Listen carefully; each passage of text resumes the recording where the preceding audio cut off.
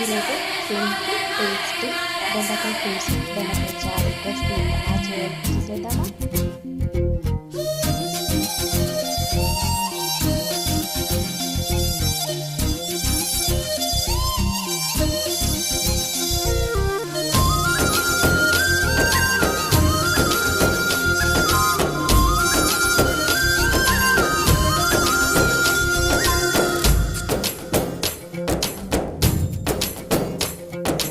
ఏం చేశావో నా మనసు నీదైపోయింది, ఏదేమైనా నిన్ను వదలి రానని అంటుంది.